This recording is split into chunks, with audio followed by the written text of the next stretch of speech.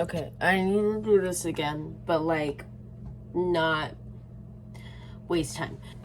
This is my kitty cat. She's my favorite. I love her so much. I love her more than my boyfriend. Hi, my name is Lynn Alberti-Arajo. This is Podcastination, the podcast for procrastinators, but only one being me. It's my podcast. And so for my podcast today, I want to talk about my most recent project, long division figuratively. And like, well, half of the reason I want to talk about it is because like I really don't want to try to remember anything else we did this year. Like, I do remember it, but then I like will probably have to go back and look at the assignment. I actually did really want to talk about my book because I have thoughts, and I think chapter 7 and 1 to 7 was great, and I think chapter 8 and 9 sucked bad. So we're gonna just talk about it. Yo, listen up, here's the story about a little guy that lives in a blue world. And all day and all night, and everything he sees is just blue. Like him, inside and outside. Blue his house with a blue little window and a blue Corvette. And everything is blue for him and himself and everybody around, cause he ain't got nobody to listen. The rest of this video is not edited, and there is swearing, and it is unfiltered. I'm really sorry. What was the intention behind long division figuratively? And I don't really know how else to say it, but I wanted to vent. You know how when you vent to your friends, and like when you vent to a friend for the first time, it's like, oh, wait, lift it off your chest, kind of. But then the more and more you vent about a problem to a friend, it's like, it does, like, that kind of, weight lifted off your chest feeling kind of goes away because you've just been doing it for so long. You've been venting to this person, sort of that kind of thing. I needed to talk about it in some other way, and I was like, what else am I going to talk about? What else am I going to talk about? My procrastination. I know it's because of other home things. Why wouldn't I talk about it, But I don't think I don't know why I thought it would really have that weight lift off my chest, because I write poetry about my problems all the time. My notes app is a mess. So like, I didn't really get that weight lifted off my chest feeling. I kind of got that like, yeah, that did happen. Anyways, feeling, So I guess that's maybe like it's not the worst thing you could feel about like your sucky circumstances, just yeah, that did happen. Like, that did happen. Past tense. We're moving on. Wonderful sign. But yeah, that was the intention of the book. It was to vent. More attention for myself. But yeah, and I kind of like how cut and dry that was.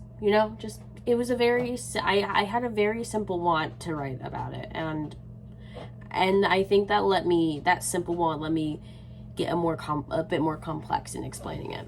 When you realize, I think what I kind of learned from that is like, when you realize your point A, you can think about all the cool ways you could get to point B. Like, you could just go, or you could go, like you can. Does that kind of make sense? Anyways, but yeah, that was the intention. My next question: who is Blake Wallace? And this is actually fascinating. This is funny. So, like any person who has something wrong with them and they have internet access, this is embarrassing, not even in 2020, not even in 2021, not even in 2022, like near the end of 2022, but in 2023, I thought I had dissociative identity disorder. I don't. That's not a thing. That is a thing, but like, it's not a thing that would happen. That's just not a thing here, But of course I thought it. It was a canon event. It had to happen. I think I would not be the person. I think I can really only become my best person if I wasn't weird and cringe like that to self-diagnose. Anyways, I thought I had the idea, and I thought I had an alter who was practical, who was logical, who was very left brain, named Blake. crazy. But yeah, I thought I had this alter name Blake, and then I was kind of like, I don't have Danny. I'm so silly. But Blake never really left. I had a couple, I did name like a couple of like, you know, alters, but you know, Blake was really, like, I kind of still associated, like, I take Adderall, and sometimes when I take Adderall, I get this feeling, I'm like, oh, I'm Blake right now, like, I'm very responsible, I'm very practical, I'm being very competent, if that makes sense. That's what I really call it. I'm in Blake mode. And when I had to, like, come up with the characters that wasn't me, I was like, oh, so many options, and I was like, who else would it be? Who else would it be but the guy who I literally associate with my personality, who I still kind of associate with my personality? You know, I'm in Blake mode. And so I wanted to make Blake real. I wanted to give him his own story, because I always thought, like, you know what, this poor guy, I thought he was real, and then no, he's not. And he doesn't even get a story. He's a mode. He's an adjective. I give this man a break. So, you know, I gave him a story. And, you know, who else? So that is Blake Wallace. Blake Wallace, though, he's not really me. He's more like how I felt. How, when I think back on it, like, in the moment, how bad everything felt. Because what I read about is he's a big, sad loser. But, like, you know, that's how I felt. I felt that, like, kind of cringy, because those cringy feelings are real. I don't know how else, I don't know. Anyways, why that plot? So the plot I thought of since chapter 2 was Blake Wallace was going to have a crush on this kid named Tracy. I was basically going to retell high school from sophomore year to senior year, but I kind of got the timeline messed up, like, with their ages and stuff, but I kind of did tell it in that order a little bit. I went out of order, but because sometimes, you know how you situation happens and you just kind of go through it, but then what happened in that situation, it doesn't affect you then, but it affects you later in time. That's why I was kind of thinking, that's why I kind of put things in that order. It's because things affected me, you know, but later than they happened, if that makes sense. Like, that is kind of what I was going for, if not primarily subconsciously. I wanted, you know, Blake to get with Tracy, and then I wanted him to have a sad ending, so I made him and Tracy break up. But then around chapter 7, I was like, I don't have to give him a sad ending just because I can. Like, I wanted to, because I was like, he's the opposite of me. Like you know, because I kind of allude to it in chapter 7 when she's comparing this character Eden. I have Haley say, like, you know, you're so, like, you know, Blake reminds me of this character Eden, except Eden stays with their boyfriend, and me and Jay are still together. I don't know if you caught on to this, but Tracy was, like, totally Jay a little bit. But so was Haley. I can get into that later, maybe some other time, but ooh, I'm so good. I'm so good at symbols. Anyway, sorry. I kind of alluded to it that, you know, Blake is a version of me that's sadder. But then I was like, why am I going to give this guy such a sad story? Like, I can give him a happy ending. I have that in my power. I'm just being mean at this point and lazy. So I gave him a happy ending. But I was kind of rushing through chapters 8 and 9. I was really just mindlessly writing. Because there was a point in transition where I was like, I don't want to write this to be, you know, this my grand thesis of my 12 years in school. I want this project fucking done. So chapters 8 and 9 were very lazy. They were done very quickly. They're much shorter than the rest of the chapters. And you know what? I think that's beautiful in a way, because it actually does capture exactly how everything happened. You know, everything felt really bad for a really long time, and then it just kind of quickly got better. And there's still rough stuff in between, but, you know, it just kind of quickly got better. I actually was originally going to end the story with, you know, Blake getting everything he wanted, him being in all the advanced classes, blah blah blah, and then he still doesn't do a project. I really like the idea of him ending it still being a procrastinator. I did that, so that's cool. I kind of kept that aspect a little bit, but otherwise, I was like, you know what, no. I'm in my happy ending, I'd like to think, right now, so I'm going to give him his. He can be with Haley, because Haley is totally, I don't know if you caught into this, but Tracy, you don't know the late J lore, I think, if I can think about it. I don't know whoever's listening to this probably doesn't know the J lore. Jay is my boyfriend, and Blake and Tracy's relationship represents me and Jay in like the first half of our relationship. Tracy or Blake and Haley represent where we are kind of now, if that makes sense. Notice how it's almost like one person kind of changed entirely and the other kind of changed their mindset. Does that make sense? I don't know. I kind of wanted to include that in there because Jay is a really important person in my life. He has been, I think, the most important person in my life since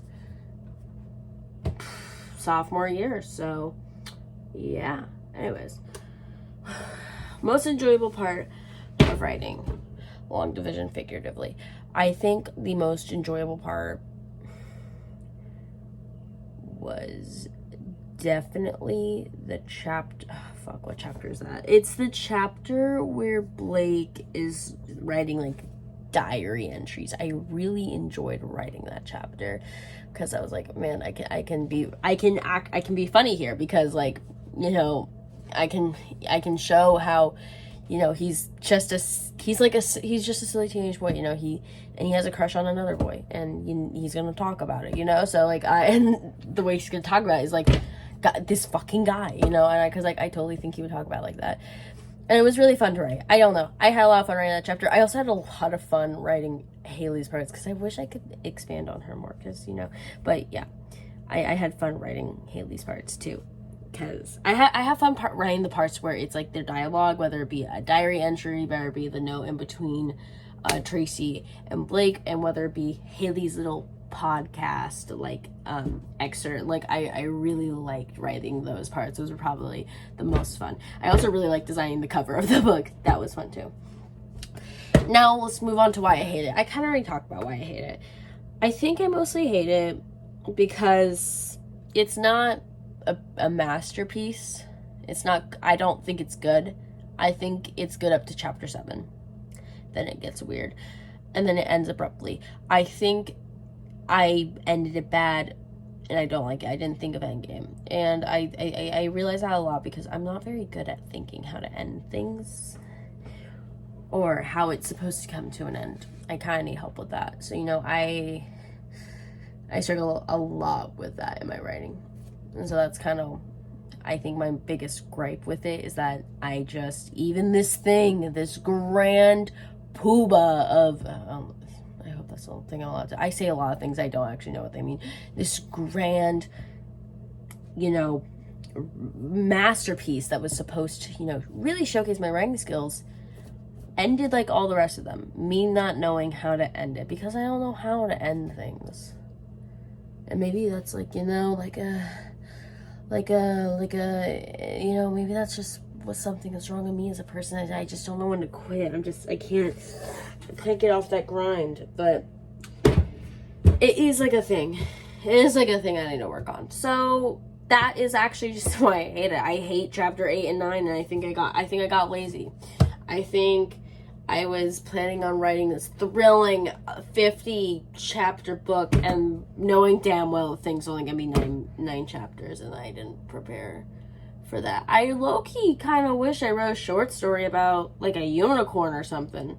You know how interesting that would be? But no, I had to be all sappy and sad.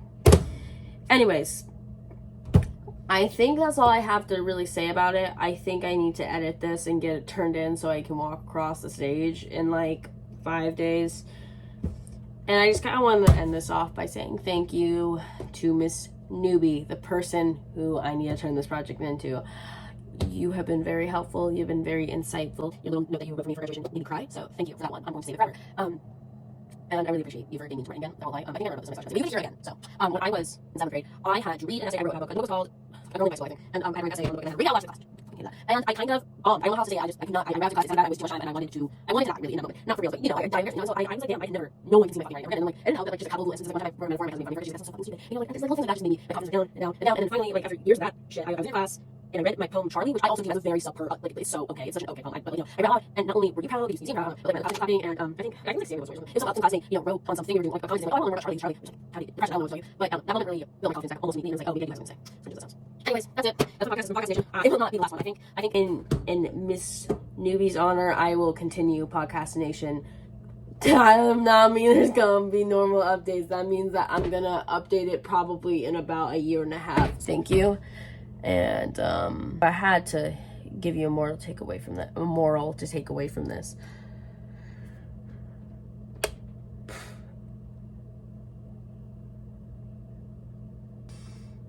Don't just learn from your mistakes, but learn from others. Does that sound deep? Does that sound intellectual? I hope so. Okay. Goodbye.